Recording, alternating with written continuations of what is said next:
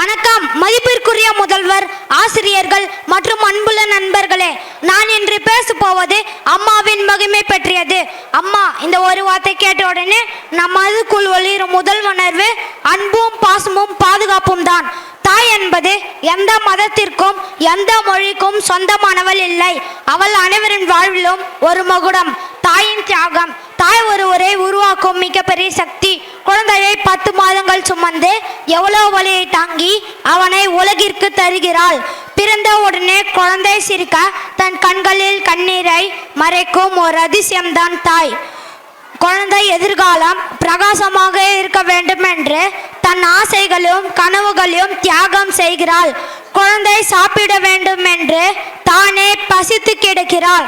குழந்தை எதிர்காலத்திற்காக தன் இன்பங்களையும் துறக்கிறாள்.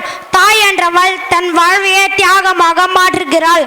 ஒரு குழந்தைக்கு தாய் முதல் ஆசிரியை. குழந்தை நடைபயிற்சி செய்யும் போது தாய் அவனை பலமுறை தூக்கி நிறுத்துவாள்.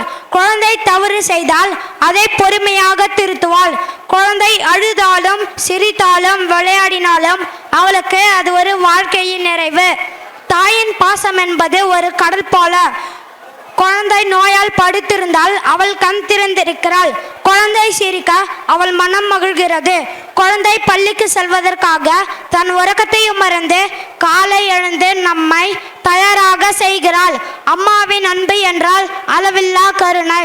நாம் செய்ய வேண்டியது தாயின் இந்த தியாகத்திற்கு பதிலாக நாம் என்ன செய்ய வேண்டும்? நாம் இன்று பல வெற்றிகளை பெறுகிறோம். ஆனால் அந்த வெற்றிகளுக்கு அடித்தளமிட்டது யார்? நம் தாய். ஆனால் சிலர் அவர்களை ஏற்றுக்கொள்ள மறுக்கிறார்கள். முதிய பருவத்தில் அவர்களை புறக்கணிக்கிறார்கள். இந்த உலகத்தில் என்னை பெற்ற அம்மாவை நேசிக்காமல் மற்றவர்களை எப்படி நேசிக்க முடியும் என்கிற கேள்வியை ஒவ்வொருவரும் கேட்க வேண்டும்.